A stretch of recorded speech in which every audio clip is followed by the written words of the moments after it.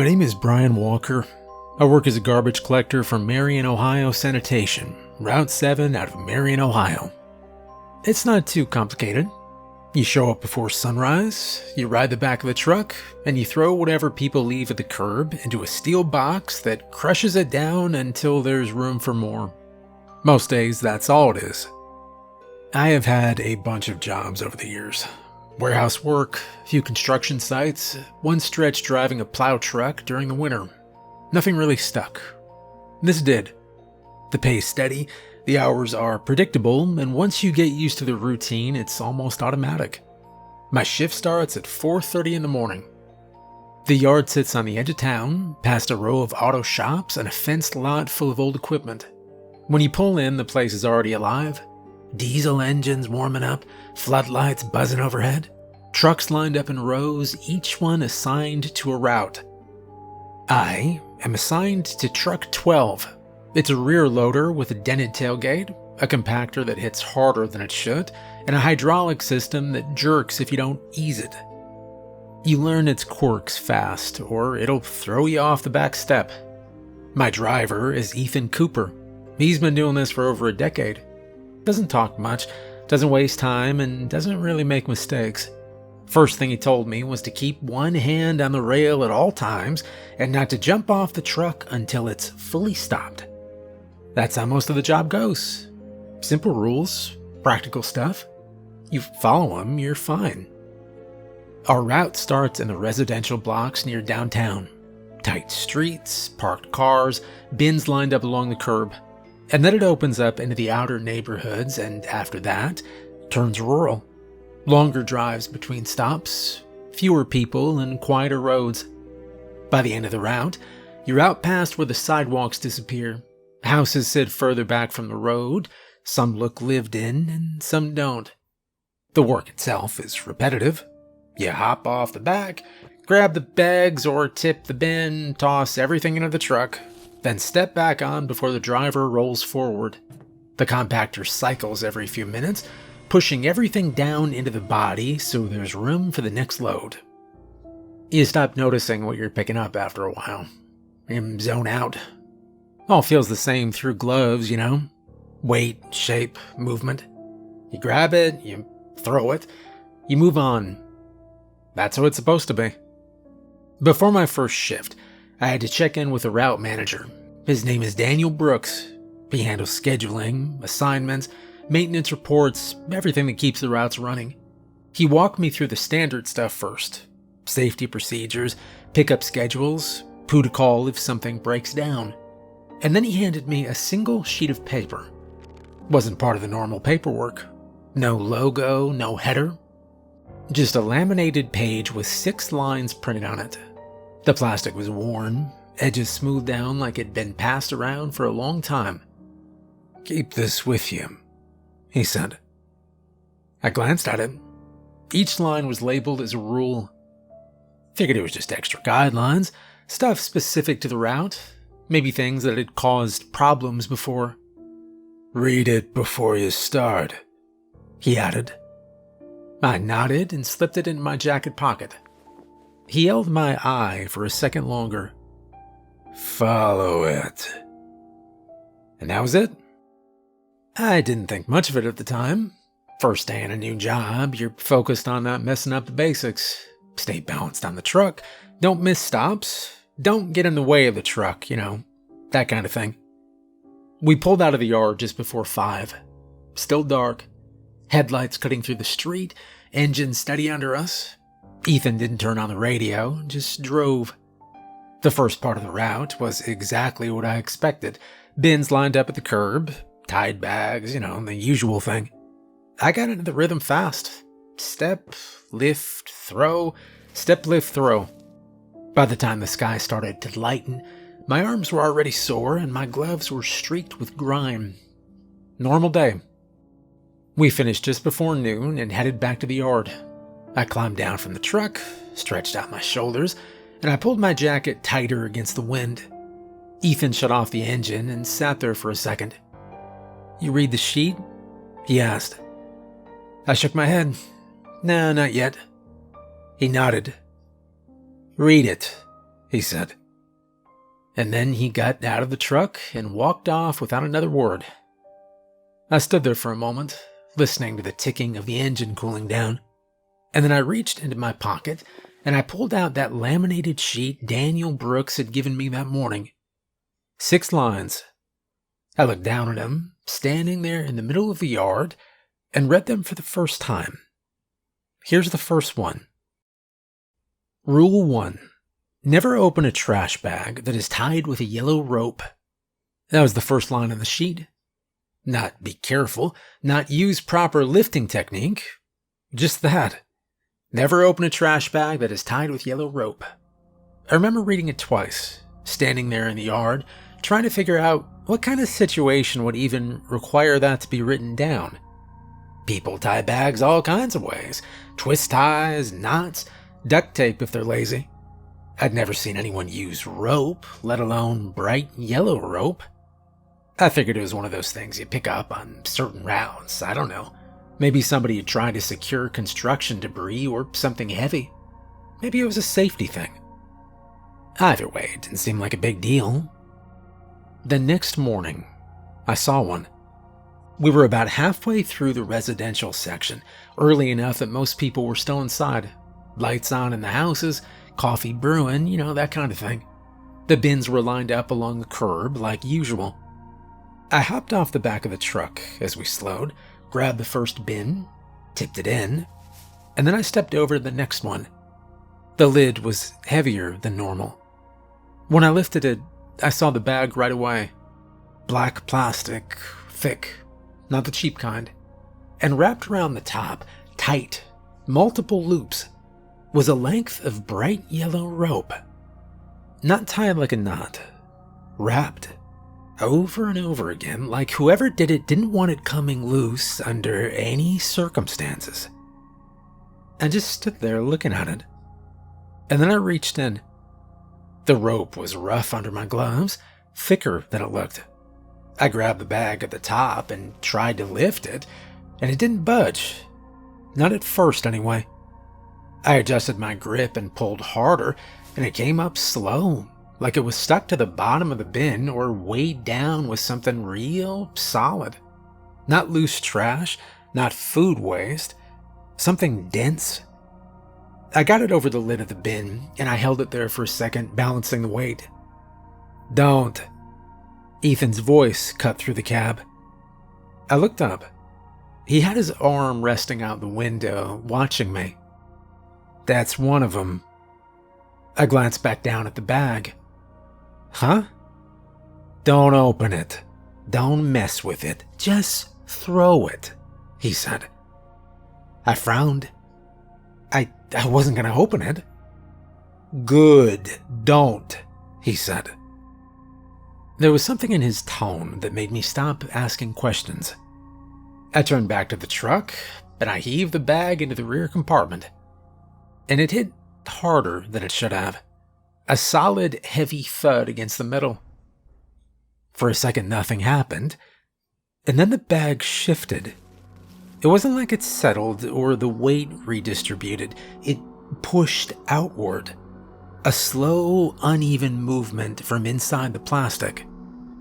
I froze, then it stopped. I told myself it was just the way it landed. Something inside sliding into place, that's all. The compactor kicked on. The hydraulic system whined as the blade came down, pushing the pile forward. The bag disappeared under pressure with everything else, flattening out of sight.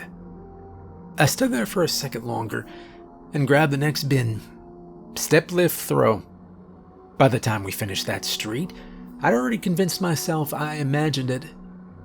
At the next stop, I climbed back onto the rear step as Ethan pulled forward. "You'll see one of those," he said. The truck rolled over a crack in the road, the whole frame rattling under me. Wind pushed against my jacket as we picked up speed. "Just don't open them," he said. That was it. We moved on, and a few streets later I saw another one. This time the bin was already tipped slightly, like someone had set it down wrong. The lid was half open, just enough to see the top of the bag inside. Same thing. Black plastic, tight wrap, yellow rope. I didn't touch it. I closed the lid and stepped back onto the truck without saying anything. Ethan didn't look at me, he just drove. We skipped that one completely. Well, the rest of the route went normal, or normal enough that I stopped thinking about it. The work pulls you back into rhythm fast. You don't have time to stand there analyzing things, you just move. By the end of my shift, my arms were shot, my shoulders tight, and my mind was already shifting toward getting home, eating, and not thinking about trash for the rest of the day. But that night, I kept thinking about the way the bag moved. The next morning, I got my answer. We were running the same route, same order, same timing. The streets were quiet, the air a little colder than the day before. Everything felt exactly the same. Until we hit the third block. There was a bin sitting out by itself at the curb. No house lights on behind it, no car in the driveway, and just the bin. The lid was closed. As I stepped off the truck, I noticed something else. There was no frost on it. Every other bin on the street had a thin layer of white across the top from the overnight cold. This one didn't. I walked up to it and lifted the lid. Inside was a single bag, black plastic, yellow rope, tighter than the others, wrapped so many times around the top that it dug into the plastic, cutting deep lines into it. I didn't reach in, I just stood there looking at it. "Leave it," Ethan's voice again. I didn't argue.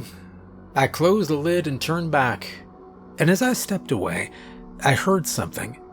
A dull, soft thud from inside the bin. I stopped, and then I kept walking. I climbed back onto the truck and grabbed the rail. Ethan didn't look at me this time, he just pulled away. We drove in silence for a few minutes, and then he said, "Guy before you didn't listen." I kept my eyes on the road behind us. "Yeah, what happened?" "He opened one," Ethan began. "He cut the rope. Said he thought it was something valuable. Tools, maybe. Something someone didn't want picked up by mistake." I didn't say anything. "He opened it right there on the curb," Ethan continued. "Middle of the route." "What was in it?" "Oh, I didn't see. I didn't get close enough." I felt my grip tighten on the rail. "What do you mean?" "I was in the cab," he continued. "He was behind the truck. I heard him drop the bag, heard him say something, not loud, just confused. And then I heard the plastic tear. I got out, walked around, and he wasn't there." "What about the bag?" I asked. "Gone," he said. We didn't talk after that, and the rest of the route felt different. Every bin I opened, I checked the top first. No rope. We finished and headed back to the yard, same as always, but I wasn't thinking about the job anymore. I was thinking about the way that first bag had moved when I threw it in, and the sound I heard in that second bin. And what happens when you cut something open that wasn't meant to be opened? After that day, I understood something I hadn't before. Some of the things we pick up on that route, they're not trash. Rule 2. If a trash bin is already in the street, don't move it. That one didn't make sense to me first either. People leave bins in the street all the time. They forget to pull them back, or the wind knocks them over, or somebody drags them out too far. Half the job is dealing with stuff like that. Adjusting, moving things where they need to be so you can do the pickup clean. So when I read that rule, I figured it was just another safety thing, you know? Don't drag bins around in traffic. Don't put yourself in a bad position behind the truck. That kind of logic. It didn't sound like anything serious. The first time I saw one, it didn't even register. We were heading into the rural stretch, past the line of the close houses. The road narrowed, no center line, just cracked asphalt and ditches on both sides. Fields stretched out, low and empty, with fences that looked like they hadn't been fixed in years. About a mile in, Ethan slowed down. There was a trash bin sitting in the middle of the road. Not tipped over or knocked sideways, just placed perfectly upright in the dead middle of the road. Lid closed. No house nearby. The closest one was set back at least 100 yards down a gravel driveway.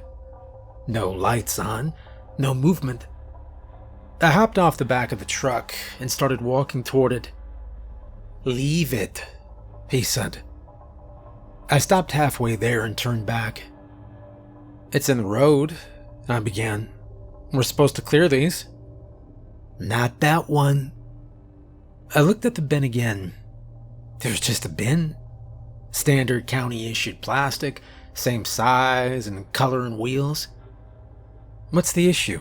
I asked. Ethan leaned slightly out of the window, resting his arm on the frame. "Get back in the truck." I hesitated for a second longer, and then I turned around and stepped back onto the rear platform. Ethan didn't drive around it right away. He slowed, eased the truck slightly to the left, and then passed it with just enough space that the side mirror cleared. As we went by, I glanced down at it. I think I saw the lid shift just a little, like something inside it pressed upward and let go. I faced forward again. We didn't talk about it. The next few stops were normal. Bins at the curb, tied bags, nothing unusual. But I kept thinking about that one sitting out in the middle of the road. It didn't look like it'd been blown there. Looked like it'd been put there.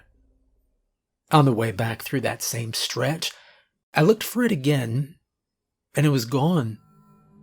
I figured somebody had moved it. Maybe the homeowner came and dragged it back in. Maybe another truck cleared it. That's what I told myself. The second time I saw one, I understood the rule better. It was 3 days later, same route, same stretch of road, only this time it was closer. We turned onto a narrow lane that cut between two fields, no houses for a good quarter mile, just open land and a line of trees running along the right side. The bin was dead center in the lane, same as before. Upright, lid closed. Ethan slowed again. I didn't move this time. I stayed on the step and watched. We rolled closer, the engine idling low. Something was different about this one. The plastic looked cleaner. Not new exactly, but not worn down like the others. No scratches or dirt streaks, just a smooth, dark surface. As we got within about 10 feet, the lid shifted slightly, just enough to create a thin gap, and I saw darkness inside. No bags or visible trash, just empty space. And then something shifted beneath the darkness. The lid dropped back down. Ethan didn't stop. He steered the truck around it again, keeping a wider distance this time. The tires rolled onto the edge of the dirt shoulder as we passed. I kept my eyes on it. As the back of the truck cleared the bin, one of the wheels turned, slowly, just a few inches, and then it stopped. I gripped the rail tighter. "Did you see that?" I asked. Ethan nodded. "Yeah, that's why we don't touch them." "What is it?" I asked. He didn't answer. We drove on, and I didn't ask again. Rule 3. If you hear knocking from inside the compactor, do not stop the truck. You know, the compactor is loud. Supposed to be. Metal, hydraulics, pressure, everything about it makes noise. Grinding, crushing, shifting. You get used to it fast. After a few days, your brain filters it out completely. So the idea that you'd hear something specific, something you could pick out from all that noise, didn't seem realistic. At least not at first. The first time it happened, I didn't even recognize it. We were about halfway through the route, just finishing up the outer neighborhoods. The truck was already more than half full, bags stacked high in the rear compartment, compressed down every few stops to make space. I was on the back step, one hand on the rail, the other resting near the edge of the hopper, standard position. Ethan slowed for the next stop. I hopped off, cleared 2 bins, tossed everything in, and then stepped back up. As we pulled away, the compactor kicked on. The blade came down, pushing everything forward with that familiar heavy shove. Metal against metal, pressure building, then releasing. Normal. And then I heard it.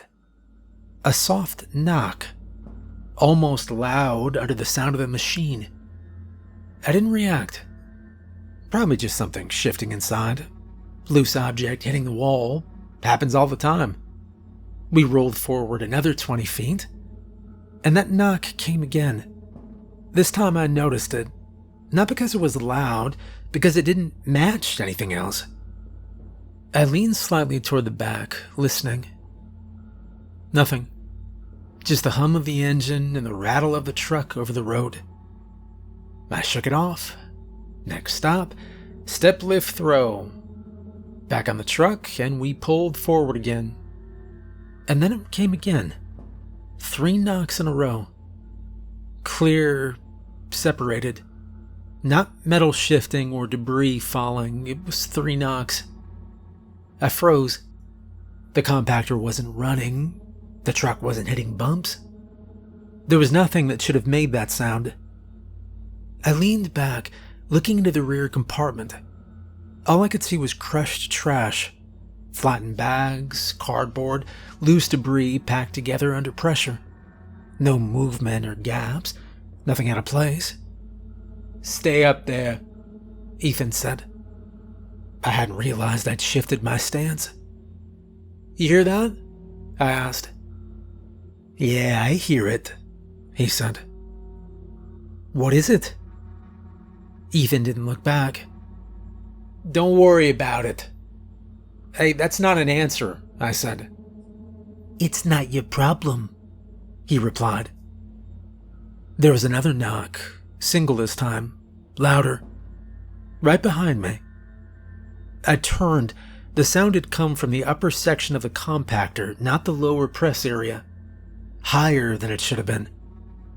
"Hey, I'm checking it," I interrupted. I walked to the back of the truck. The hopper was still partially open, the last load sitting just inside, not yet compacted. I leaned in slightly and nothing, just bags. And then the knock came again, right behind the inner wall, close enough that I could pinpoint it.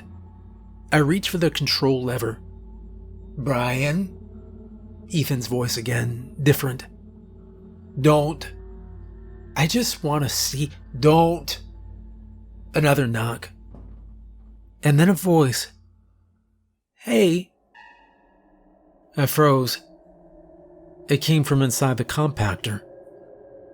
"Hey," it said again. Ethan was out of the cab now, walking toward me. "Get back on the truck." "Did you hear that?" I asked. "Yeah." "Someone's in there." The voice came again. "Please." Something about that word hit different. "Don't," Ethan said. The voice changed then. "Brian?" I stopped. "Get back on the truck," Ethan said. And I didn't argue this time. I stepped back onto the platform. Then we pulled forward.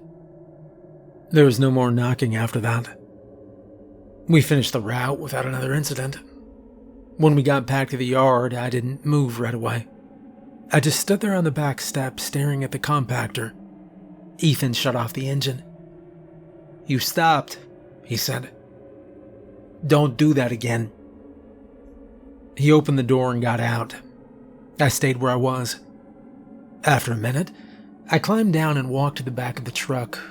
I reached up and hit the release. The compactor opened. The load shifted slightly as the pressure released. I stepped back. Nothing inside looked out of place. Just trash. There was no way anything could have been inside. Rule 4. Do not collect trash from the house on Route 7 marked with a blue X. That one stood out immediately, because it was the only rule that mentioned a specific place instead of a general situation you might run into anywhere on the route. Up until that point, everything had been about objects or sounds or things that could happen during the job, but this one pointed directly at a single location like it had a history behind it. I didn't ask about it right away, mostly because I hadn't seen anything like that yet, and I didn't want to start sounding like I didn't understand how the job worked. You pick things up as you go, and if something matters enough, someone usually tells you before you make a mistake. It showed up about a week later, toward the end of the route, when we were already running the same stretch and the houses were spaced far enough apart that each stop felt separate from the last. The road curved slightly through a patch of older properties, the kind with long driveways, aging fences, and buildings that had been standing long enough to lean in small ways you wouldn't notice unless you looked carefully.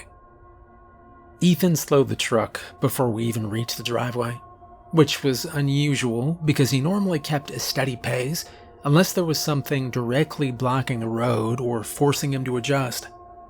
I stepped off the back automatically and started toward the curb, expecting to grab the bin like any other stop.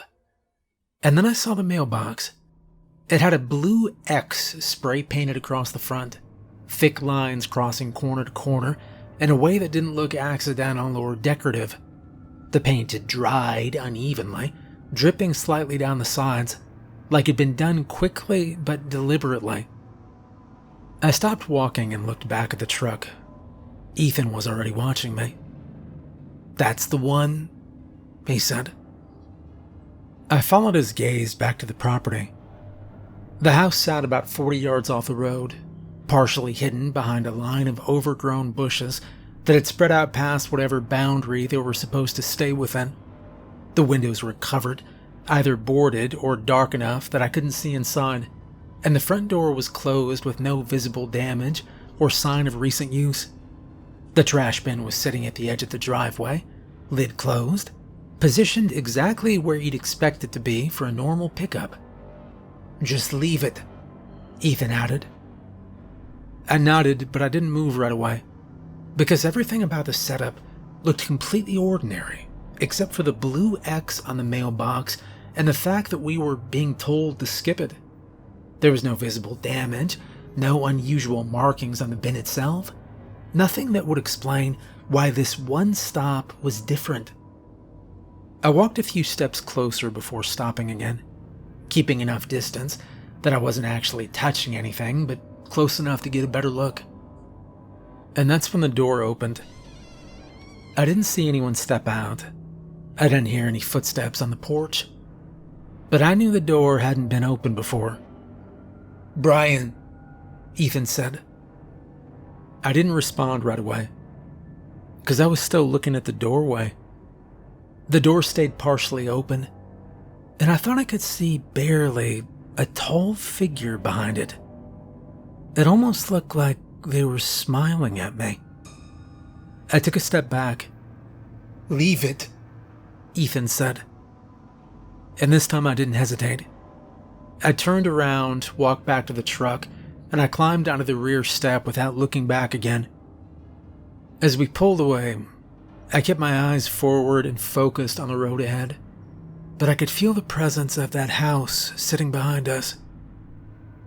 We didn't talk about it on the way out of that stretch, and Ethan didn't offer any explanation for why the rule existed or what had happened there before I showed up.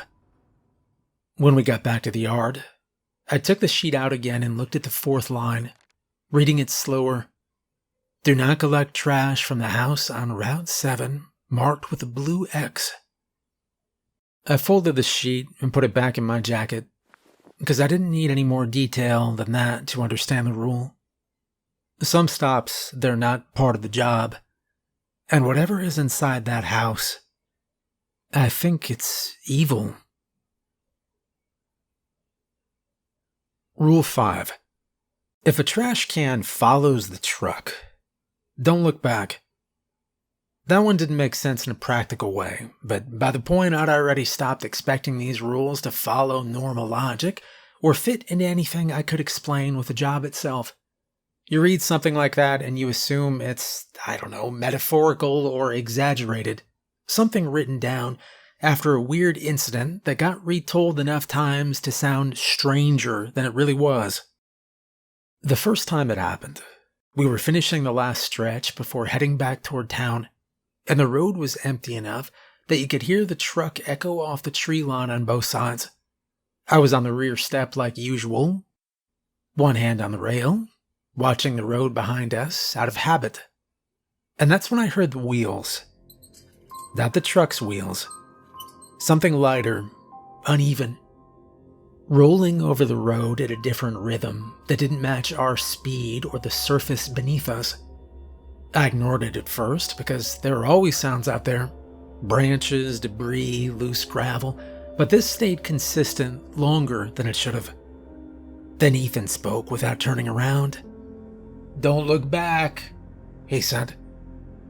I didn't ask why. I just kept my eyes forward and focused on the edge of the road, counting the fence posts as we passed them to give myself something steady to track. The sound stayed with us, though, matching our pace. After a few seconds, curiosity got the better of me. I didn't turn all the way, just enough to glance over my shoulder. And a trash can was rolling behind the truck. Same size, same type as the ones we pick up all day, but there was nobody pushing it and no slope in the road that would explain that movement.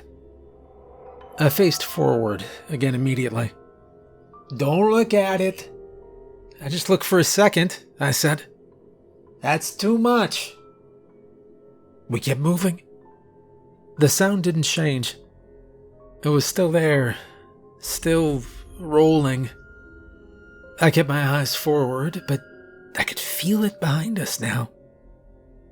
After a minute, the sound stopped all at once.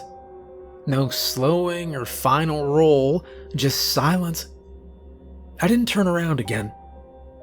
We finished the route without seeing it a second time, and Ethan didn't bring it up again once we got back to the yard. There was no explanation offered and no follow-up, which told me absolutely nothing. All I know is that if a trash can follows you, don't look back. Rule 6. Never finish the route after sunset. That was the last rule on the sheet, and it was the only one that tied everything together in a way that felt like it had less to do with individual situations and more to do with the route itself. Up until that point, every rule had been about something specific. Bags, bins, sounds, a house. But this one was about timing, and it didn't explain why that timing mattered. For the first couple of weeks, we never came close to breaking it. The route was structured so that we were done well before sunset, even in the winter when the daylight dropped off early. Ethan kept a steady pace, never rushed, never slowed down more than necessary, and we always made it back to the yard with time to spare. That changed on a Friday when we got a late start. One of the trucks had gone down in the yard that morning, and everything backed up while they reassigned routes and moved equipment around. By the time we pulled out, we were already behind schedule, and Ethan didn't say much about it, but I could tell he was paying closer attention to the clock than usual. We moved faster through the residential section, skipping anything that wasn't clearly set out and keeping stops tight.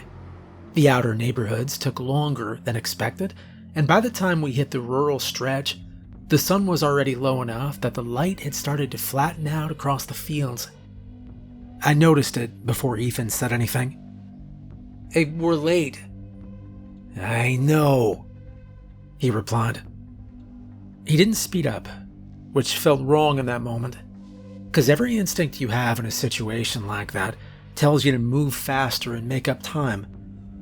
Instead, he kept the same pace, same spacing between stops, like he was trying to maintain control instead of catch up. Well, the first sign that something was off It came when we turned onto that last stretch of the route. Every house had its trash out. Not some of them, all of them. Bins lined up evenly along the road, lids closed, positioned at the exact same distance from the curb, like somebody had measured it out and set them exactly in place. The road had been quiet earlier that week, with a few houses skipped and others with nothing set out at all, but now it was completely full. I stepped off the truck and I walked to the first bin. The air felt different. Still. Not quiet in a normal way, but heavy. All the bags were stacked perfectly neatly. Each one tied tight. No loose ends, no irregular shapes pressing against the plastic. They looked arranged. I didn't question it. I grabbed the first bag and tossed it into the truck. It landed with a dull weight that didn't match how it looked. Keep moving. We went down the line, stop by stop, clearing bins faster than usual, but not rushing enough to lose control of what we were doing. The sun dipped lower, the light shifting from gray to orange, and then fading into something darker as the horizon swallowed the last of it. By the time we reached the midpoint of that stretch, the sun was gone. Ethan stopped the truck. Get on. I'm already on, I replied. Well, stay on. I held the rail and looked ahead. The rest of the road was still lined with bins, all of them full. We didn't move forward right away.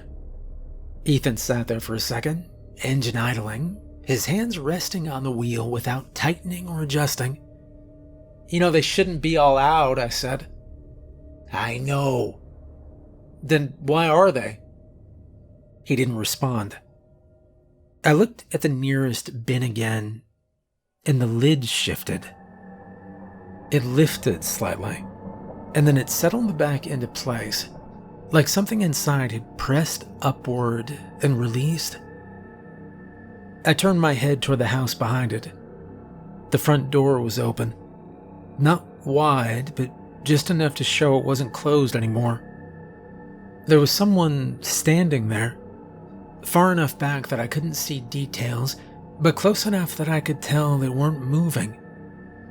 Ethan, I said. I see it, he replied. I looked at the next house. Same thing. Door open, figure standing inside, still. They look like zombies, I said. The word came out flat, like it'd been sitting there waiting for me to say it. Ethan nodded. I looked back at the bins. Every single one of them shifted. Lids lifting. Not all the way, just enough to show movement underneath. The bags inside pressed upward, stretching the plastic in slow, uneven shapes that didn't match anything that should have been inside him. We're not finishing, Ethan said. No, we're not, I agreed. He put the truck in gear and we drove out of there fast. As we turned, I looked down the rest of the road. Every house and every doorway had a figure standing inside, and all of them were facing the road. The bins closest to us tipped slightly, not falling over, just leaning forward, like something inside was shifting its weight toward the truck. I didn't look any longer than I had to. We straightened out and we drove back the way we came. Nobody followed, no bins rolled, no knocking came from the compactor. Everything stayed exactly where it was. Thankfully. Later, I took the sheet out and read the last line again. Never finished the route after sunset. And now I knew why. Zombies. Well, after that night, we never ran late again. Didn't matter what broke down in the yard, how backed up the schedule got, or how many routes had to be reassigned. If the timing even came close, Ethan would cut sections without hesitation. Entire streets would get skipped, bins left untouched, and nobody ever questioned it. I kept working the route, same truck and stops, but I stopped treating any part of it like routine. I checked every bag before I touched it. I avoided anything that didn't sit right. I didn't look back when I wasn't supposed to, and I never, ever stayed out past sunset again. A few weeks later, they assigned a new guy to cover a second truck on our route. Mark Sullivan. Mid-20s, talkative, the kind of guy who asked questions about everything because he assumed there was always a reasonable answer behind it.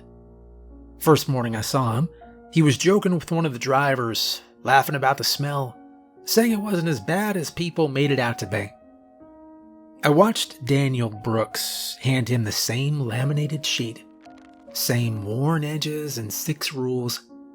Mark looked at it, gave a small grin, and folded it in half like it was just another piece of paper he didn't need. I didn't say anything. You know, there's no way to explain those rules to someone who hasn't seen what they're there for. And even if you try, it just sounds like you're messing with them or trying to scare them off. His truck left the yard a few minutes before ours that morning. We crossed paths once on the round, just a quick pass on one of the outer roads. He was riding the back step, one hand on the rail, relaxed like he'd already settled in. He gave a casual wave as he went by. And that was the last time I saw him. By the end of the day, his truck was back in the yard. Engine off, empty. Daniel Brooks walked out, looked at it for a few seconds, and then told maintenance to move it into line. Later, I found out that apparently Mark had seen something, and he took off running like a bat out of hell. The next morning, Route 7 ran like usual. Ethan drove, I rode the back. We followed the same path, hit the same stops, moved through the same stretches of road without saying much. When we reached the section where Mark had been working the day before, Ethan didn't slow down. I didn't step off the truck. I didn't look inside any of the trash cans. I didn't need to confirm anything, because by then, I understood something simple about this job. The rules aren't there to make the work easier. They're there so you survive.